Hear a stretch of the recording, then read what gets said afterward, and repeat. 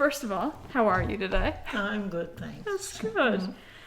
So, for those who don't know, and for the sake of the recording, I'm Kiersten Hepditch. I'm a summer student at the Fisherman's Museum down in Hibbs Hole, and I'm interviewing Mona Petten today. Maybe a quick introduction from you, who you are, what you're up to.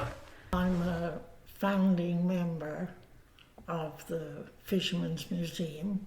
We were incorporated in 1970, yes. Mm-hmm. And I'm also a founding member of the Portagrave Peninsula Heritage Society. I see, I didn't know that. Exciting. Cool. I'm a retired teacher. I've always lived in Portagrave except for a few years away working. Oh. So you've mostly always lived in Portagrave. Is that even when you were younger? Like your family lived in Portagrave? Born and raised kind of thing? Yeah. All right. Mm-hmm. And you never moved around a lot, always here? No, I taught for a few years in other places, you know. Okay, what other places? One other place was, the only other place was Upper Gullies. Oh, okay, and interesting. I taught at College Point. Oh, cool. All right. Your family life, we'll start with that when you were younger and stuff.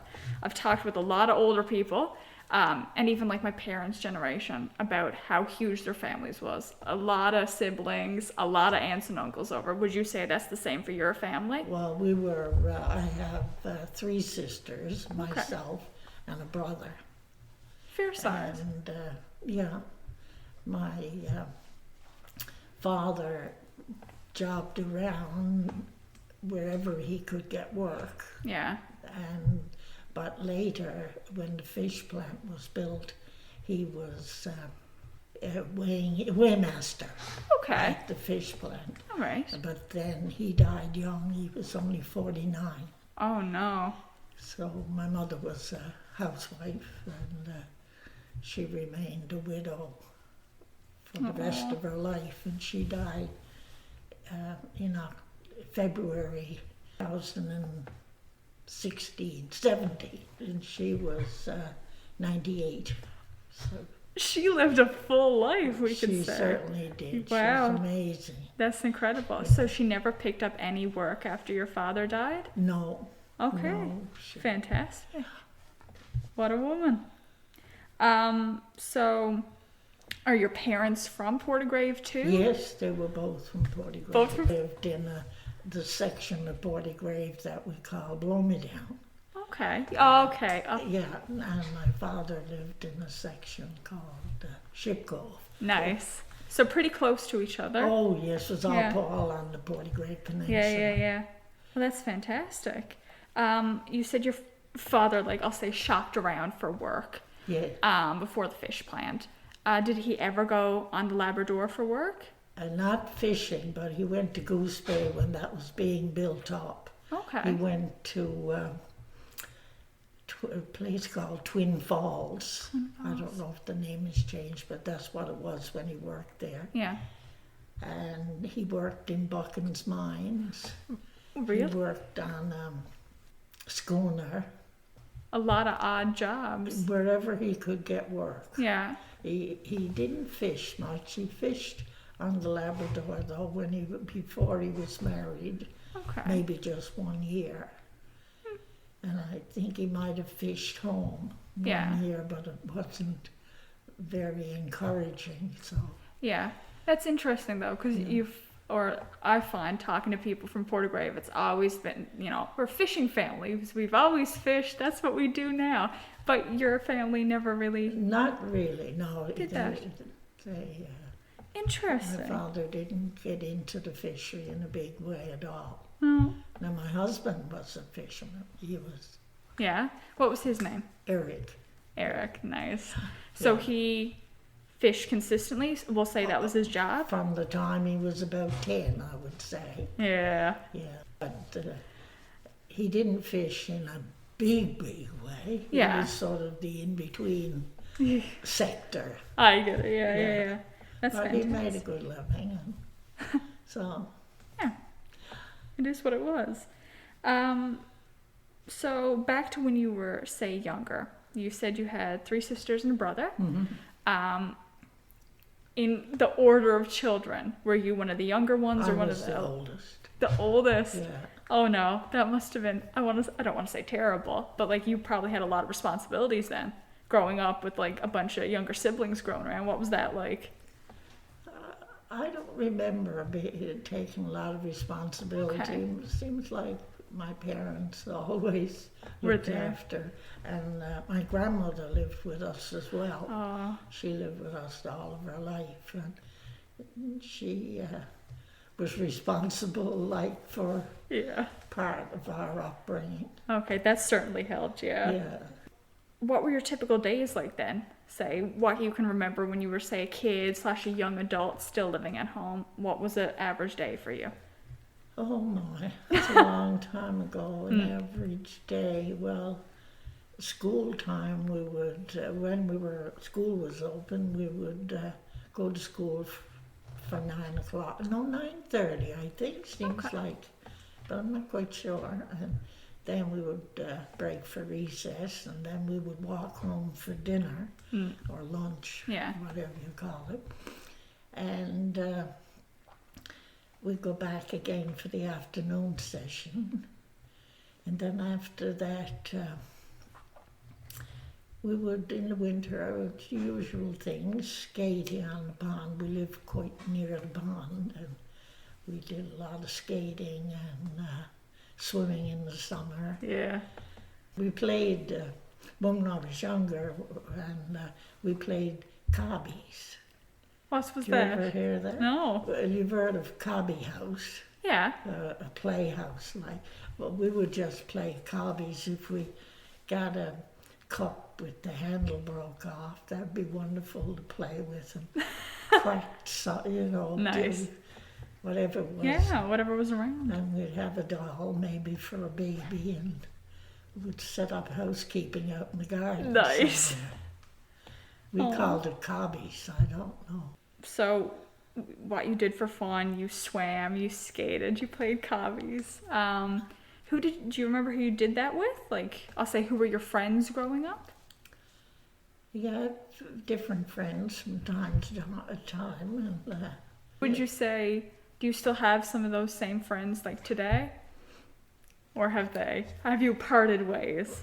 mostly, but we see, you run into some of them, and some of them have passed away. Yeah, of course. Yeah. And moved on to other places. If I may, how old are you now? I'm 78. You've certainly experienced a lot, though. Do you remember in Portagrave anything, I don't want to say weird, but any interesting events or exciting things that would have came to Portagrave? And one thing just jumped out at me was the coronation of Queen Elizabeth in 1953. I seem to remember I was 10. Oh, I remember that, and I remember we were all we had a big parade, nice. and there was a young man and woman dressed up as the Queen, and they were and Prince Philip, Yeah. and we paraded through the community, and then we went back to the school. And we were handed out small cans of candy. Everybody got one. Oh, And I remember my youngest sister was born in September of 52. It was 53 that coronation was. Yeah. Because my youngest sister was born in September of 52. I remember going in and asking if I could have a can of candy for my little sister, because I wanted another can, I guess. Yeah. And, or maybe I wanted a souvenir for her too. Yeah. I've still got my can Yeah? with the picture of the Queen. Oh, that's exciting. You've never seen one? No. No. Yeah. I think they distributed the candy to all communities. That's Interesting. it was a metal can with a picture of the Queen on it. It's really interesting. I don't know. I remember a story that I used to hear my father and them talk about, but it was long before even my father's memory, but it was still talked about. It was three brothers. Not quite sure if they were all brothers though. Two were brothers and one might have been a cousin. But anyway, they went over to Kelly's Island to get a load of firewood, and the wind came up and they didn't make it back. Two of them were in the boat when they found the boat, but they were frozen, and the other body was never recovered. I remember hearing that story. Yeah. It was so tragic that Yeah. it was just carried on for generations, you know. Yeah.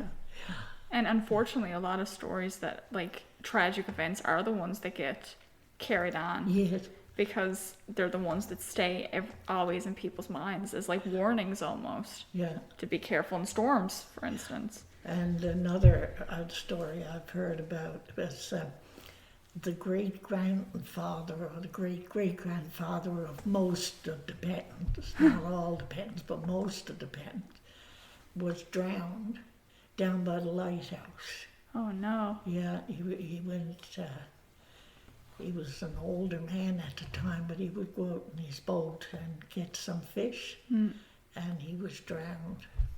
Rough place to go to Yes, with the cliffs and and stuff. apparently he was coming through what they called the Dolly Fair. That's a Dolly Fair is a stretch of water between the island and the main part. Okay. You've been down to the lighthouse. Yeah, You yeah. can picture I the can. island off there, and then the stretch of water between, Okay. and that's where He went. he got drowned. Oh, Yeah. no. So close to home, Yeah. too. Hundreds of stories. If Oh, my gosh. Yeah. Absolutely. So, but two of the, say, tragic stories you've told me have to do with being on a boat. Either fishing, going over to Kelly's Island to get wood, which was a popular thing to do, I'm told. yes, Portygrave was barren. There's more Right. trees on the peninsula now than ever before. Wow. And there's, like, barely anything. That's incredible. But, well, clearly then, shipping and fishing has been an integral part of this peninsula for hundreds of years. Oh yes. Ever it's- since the first fishing premises. the oral tradition claims that the Pettens came from Jersey, the Okay. Jersey Islands. Now, I haven't been able to verify that. I've done a lot of research, Yeah, but that's the claim. the claim. Yeah. An old gentleman told me years ago, and he seemed to be, confident in what Yeah. he was saying. Yeah. But you'll find that, I find anyway, that what, say, your grandparents tell you seems to be stronger than the actual written historical record. Because it's just what, their parents told them and their parents told them. And, that's slowly but surely becomes the truth. If, it's been passed down generation upon generation and not written down. Yeah. So it's hard then, I guess, to find out the truth of it. And that slowly becomes the truth of it, Yeah. even if it's actually not.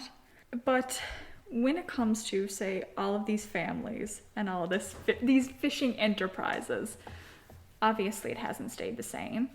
The boats are bigger. We can see that looking in the harbor. The technology has changed incredibly. Big time. What, in your lifetime, what do you think has been the greatest change in the fishing industry? For Portagrave, anyway. Well, one thing is the development of a safe harbor. Because I can remember being up there with my husband and other fishermen up there too, and it would be so rough that you think the next minute the boat would drag Wow. and go ashore. I've But now with the new harbour, it's wonderful. It's safe, and Incredibly, you yeah. can go home and lie down in the biggest storm and know that your boats are all right. Yeah. I guess the coming of the fresh fish, fresh frozen. Yeah. That, of course, everything was salted. Yeah, before that it was pretty well, was all salt fish. Yeah. And when they came, that was a big change. People went to bigger boats, then they started to go to the bigger boats. Yeah. They could afford to, because they could just put it on ice in the bigger boats or whatever. And yeah. And then storage became and then they bigger. had the cold storage Yeah. facilities in Harbour Grace, or that's what we know most about, was Harbour Grace for selling fish. And then they built a fish plant in Portygrave.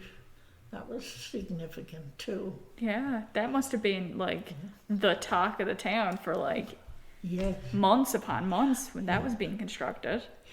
Oh yes, I mean that was great.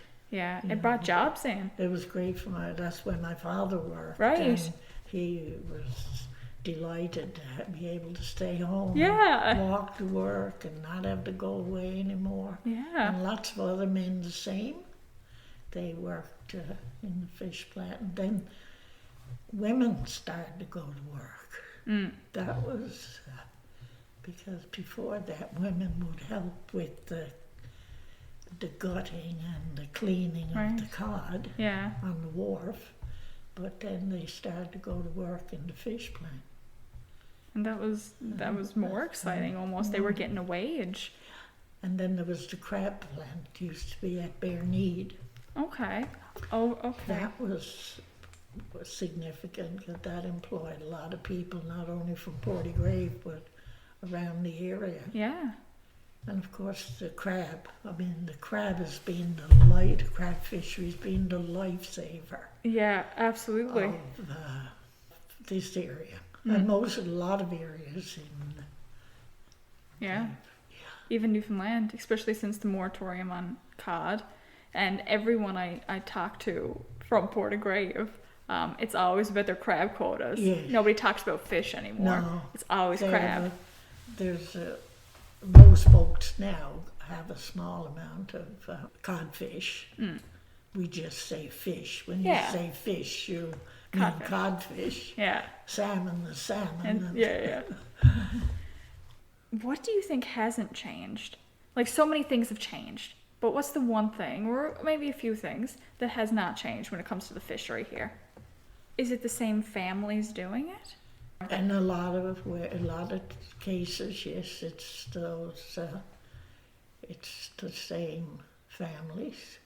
Some others, newer people who weren't involved in the fishery. But for the most part, it is the same families. Yeah, because when you come here, you always see the big names, Petten, Lear. You know, you got a few names that jump out at you, and that's usually because they're involved with the... They're pretty traditional, yeah. Petten is still the big, the most. I guess it's because they've stayed in it, and then their children have taken it over, and grandchildren. None of the Pettens seem to leave. They are born and raised, and they just stay in Portygrave. So of course they'd continue with the tradition, I'll say. Yeah. And we're live. Part 2 of my interview with Mona Petten.